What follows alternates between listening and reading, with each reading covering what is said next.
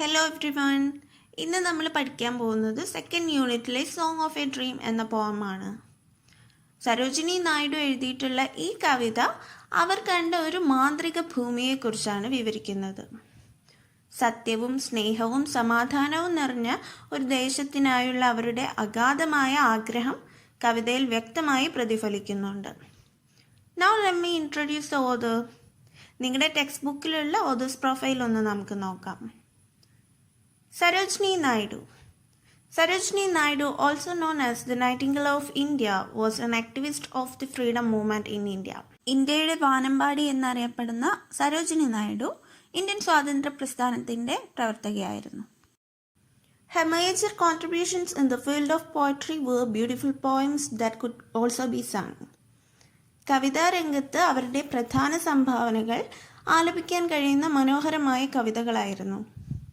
Her famous works include The Golden Threshold, The Bird of Time, The Broken Wing and The Sceptred Float. അവരുടെ പ്രശസ്ത കൃതികളായിരുന്നു The Golden Threshold, The Bird of Time, The Broken Wing and The Sceptred Float. Song of a Dream. ഒരു സ്വപ്നത്തിന്റെ ഗാനം. Once in the dream of a night I stood, alone in the light of a magical wood. Soul deep in visions that poppy-like sprang, and spirits of truth were the birds that sang, and spirits of love were the stars that glowed, and spirits of peace were the streams that flowed, in that magical wood in the land of sleep. Once in the dream of a night I stood, alone in the light of a magical wood. ഒരിക്കൽ നമ്മുടെ കവയത്രി അവരുടെ ഒരു രാത്രി സ്വപ്നത്തിൽ ഒരു മാന്ത്രികമായ കുറ്റിക്കാട്ടിലെ വെളിച്ചത്തിൽ ഏകാന്തമായിട്ട് ഒറ്റയ്ക്ക് ഇങ്ങനെ നിൽക്കുന്നതായിട്ട് സ്വപ്നം കണ്ടു. Soul deep in visions that poppy-like sprang. So here Sarojini Naidu says that the side of the wood was like a bloom poppy flower. ആ ഒരു കാഴ്ച ഒരു മുളച്ചു വരുന്ന പോപ്പി ഫ്ലവറിനെ പോലെ ആയിരുന്നു. എന്താണ് ഈ പോപ്പി ഫ്ലവർ? നിങ്ങൾ കണ്ടിട്ടുണ്ടോ? ഇതാണ് പോപ്പി ഫ്ലവർ. നമ്മുടെ ഇവിടെ ഒന്നും അത്ര കോമൺ അല്ല, പക്ഷേ നിങ്ങൾ നമ്മുടെ കമ്പ്യൂട്ടർ ഡെസ്ക്ടോപ്പിൻ്റെയൊക്കെ വാൾപേപ്പറിലൊക്കെ ആയിട്ട് ഈ പൂവിൻ്റെ പിക്ചേഴ്സ് കണ്ടിട്ടുണ്ടാവും. സോ ഒരു പോപ്പി ഫ്ലവർ വിടർന്ന് മനോഹരമായി നിൽക്കുന്നത് പോലെയുള്ള ആ ഒരു കാഴ്ചയിലേക്ക് നമ്മുടെ കവയിത്രിയുടെ ആത്മാവ് പൂർണ്ണമായും ആഴത്തിൽ ലയിച്ചു. സ്പ്രാങ് മീൻസ് ബ്ലൂം, മുളച്ചു എന്നുള്ള മീനിങ്. സ്പ്രിങ്ങിൻ്റെ പാസ്റ്റ് ടെൻസ് ആണ് sprang. And spirits of truth were the birds that sang. പാടിയ പക്ഷികളായിരുന്നു സത്യത്തിൻ്റെ ആത്മാക്കൾ. And spirits of love were the stars that glowed. പ്രണയത്തിൻ്റെ ആത്മാക്കൾ തിളങ്ങുന്ന നക്ഷത്രങ്ങളായിരുന്നു. And spirits of peace were the streams that flowed in the magical wood in the land of sleep. സമാധാനത്തിൻ്റെ ആത്മാക്കൾ ഒഴുകുന്ന അരുവികളായിരുന്നു ഉറക്കത്തിൻ്റെ നാട്ടിലെ ആ മാന്ത്രിക വനത്തിൽ. സോ തൻ്റെ സ്വപ്നത്തിൽ കണ്ട ആ മാന്ത്രിക ലോകത്ത് പക്ഷികളുടെ മനോഹര ഗാനങ്ങൾ കേട്ടിരുന്ന നമ്മുടെ കവയത്രി ആ പക്ഷികൾ സത്യത്തിൻ്റെ ആത്മാക്കളായിരുന്നു എന്നും അവിടെ മിന്നിത്തിളങ്ങിയിരുന്ന നക്ഷത്രങ്ങൾ പ്രണയത്തിൻ്റെ ആത്മാക്കളാണെന്നും ഒഴുകിക്കൊണ്ടിരിക്കുന്ന അരുവികൾ സമാധാനത്തിൻ്റെ ആത്മാക്കളുമാണെന്നാണ് കണക്കാക്കുന്നത്. സോ ഈ സ്റ്റാൻസയിൽ 7 ലൈൻസ് ആണുള്ളത്. ഇത് നമ്മൾ ശ്രദ്ധിച്ചാൽ അറിയാം. ഇതിൽ റൈമിംഗ് വേർഡ്സ് ഏതൊക്കെയാണ്? റൈമിംഗ് വേർഡ്സ് എന്ന് പറഞ്ഞാൽ rhyming words are 2 or more words that have the same or similar ending sound, അല്ലേ? ഒരുപോലെ അവസാനിക്കുന്ന ശബ്ദമുള്ള പദങ്ങളാണ് rhyming words. So here they are stood, wood, sprang, sang, glowed, float. അങ്ങനെയെങ്കിൽ റൈം സ്കീം എന്തായിരിക്കും? റൈം സ്കീം എന്ന് വെച്ചാൽ എന്താ? The rhyming pattern that is created at the end of the lines in a poem. ഒരു കവിതയിലെ വരികളുടെ അവസാനം സൃഷ്ടിക്കുന്ന ഒരു താളാത്മകമായിട്ടുള്ള ഒരു പാറ്റേൺ ആണ് rhyme scheme. So here that is A A, B B, C C, D. Okay അല്ലേ? ആദ്യത്തെ 2 words stood, wood same sound അല്ലേ? സോ നമ്മൾ എ എന്ന് കൊടുക്കും. Next sprang, sang, B. Glowed, float, C. ഇതിൽ നിന്നൊക്കെ വ്യത്യസ്തമായിട്ട് സ്ലീപ്പ് എന്നുള്ള വേർഡ് വരുന്നതുകൊണ്ട് അതിന് D.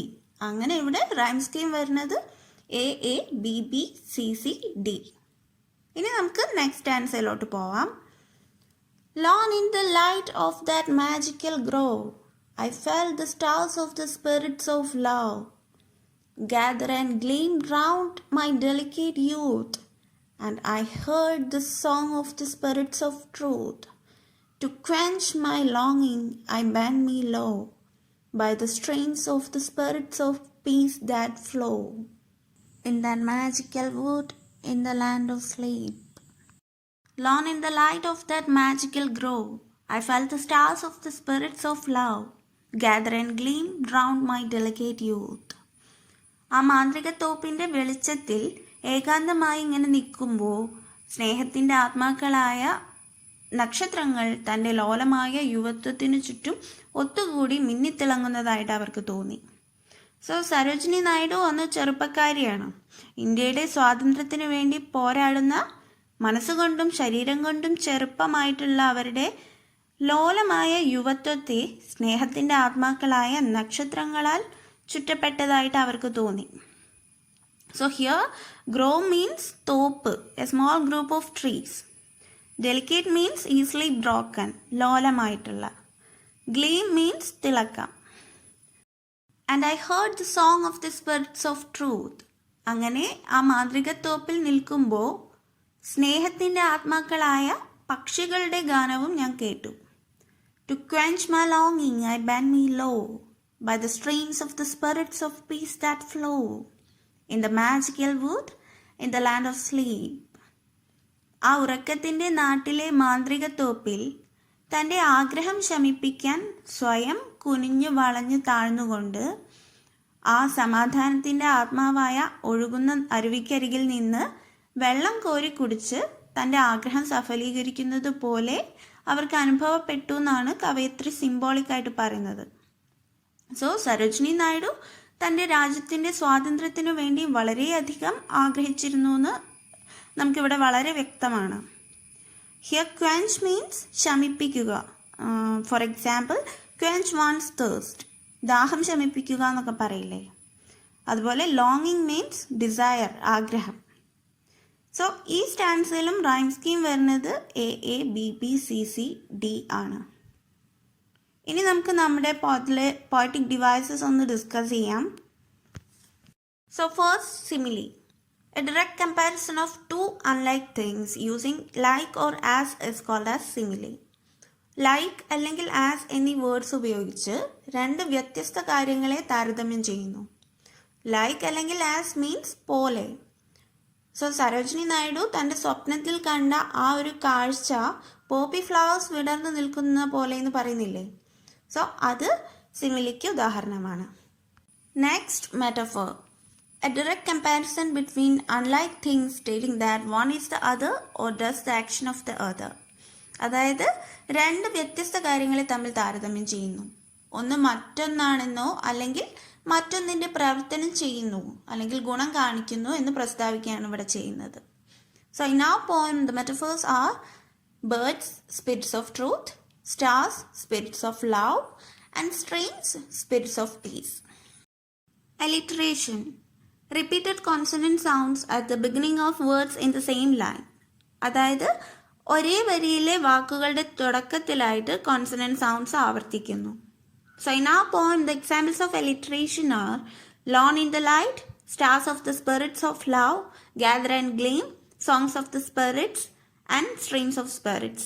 And the last one, personification. Personification means giving human traits and qualities to an inanimate object. നിർജീവമായ ഒരു വസ്തുവിന് മനുഷ്യ സ്വഭാവങ്ങളും ഗുണങ്ങളും നൽകുന്നു. So examples in our poem: truth, love and peace. സത്യം, സ്നേഹം, സമാധാനം. നമ്മുടെ ക്ലാസ് എല്ലാവർക്കും മനസ്സിലായി എന്ന് കരുതുന്നു. So please do like, share and subscribe to our channel. Subscribe ചെയ്യുമ്പോൾ കൂടെ കാണുന്ന ബെല്ലൈക്കണൂടെ അമർത്തുകയാണെങ്കിൽ ഞാൻ അപ്ലോഡ് ചെയ്യുന്ന ക്ലാസ്സസ് നിങ്ങൾക്ക് പെട്ടെന്ന് തന്നെ കിട്ടുന്നതായിരിക്കും. സോ അടുത്ത വീഡിയോ ആയിട്ട് വരുന്നവരെ bye, take care, thank U.